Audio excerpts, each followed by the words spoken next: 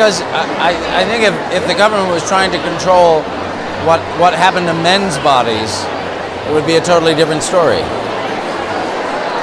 What they can do is write to their congressman. What they can do is vote for somebody who's in favor of reproductive rights. What they can do is support Planned Parenthood and this organization and other organizations. That's what they can do, and teach their kids that that women should have a choice. I believe that we're talking about this in 2012.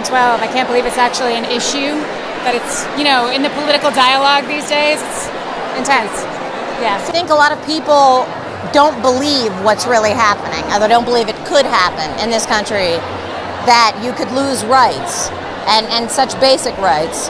So I think getting involved just on a personal level, A, educate yourself, and B, stand up for, you know, your rights as a global citizen, as a human. It doesn't matter what your gender is or what color you are. Well, we're going to do it, first of all, by getting a massive amount of people to sign on. And second of all, what we've always done at the Center for Reproductive Rights, we work in the legislatures, we work in the courts. We make sure that the understanding that women's health, well-being, autonomy, and self-determination requires her to be able to have access to the full range of reproductive health care services. And we're just going to keep on fighting as we have been for the last 20 years. Well, we've been completely proud of the fact that in just 2 weeks with the Draw the Line campaign, we have over 160,000 people that signed on, and we think that's going to build really quickly. We're really proud of the fact that we've got a lot of celebrities who have joined us because they want to turn up the volume on the need to protect women's reproductive rights. And I'm always proud of the work that my staff does in the U.S. and around the world, in the courts, making sure that we hold governments accountable for violating women's reproductive rights. I am in support of the Center of Reproductive Rights for Women, and I'm helping support their campaign Draw the Line, which tells politicians and policymakers that they do not have a right to tell us what we can do with our bodies. Well, first of all, I really wanted to be here to support the work of the center, and right now this is a time where we're seeing reproductive rights really be under terrible pressure, real assault throughout the country. We're seeing it in New York with more and more clinics having escalatingly tense and difficult protesters out in front of them. We're seeing states and jurisdictions all across the country trying to roll back legal protection. So I really wanted to be here, do everything I could to lend my name and support to the work of this. I'm 70 years old.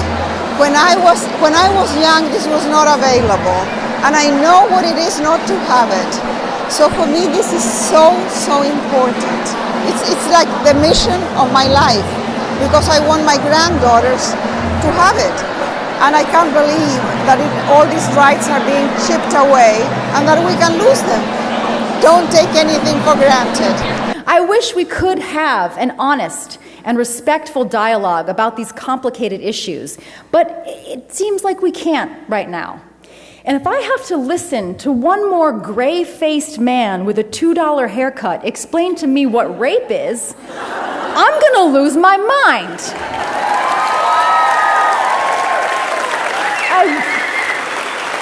I watch these guys and I'm like, what is happening? Am I a secretary on Mad Men? What's happening? Todd Aiken? Oof, this guy.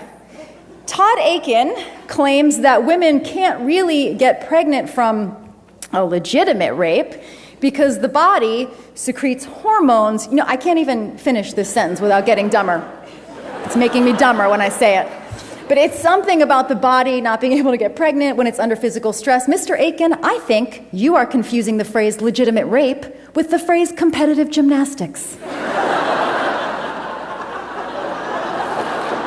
There's a momentum here that's growing. There's a momentum that this organization has created, and that is to win the legal battle, the global legal battle for reproductive rights for the whole world, for all of us, for our daughters, our sisters, our mothers, our grandmothers, everybody. Well, maybe not our grandmothers, but you know.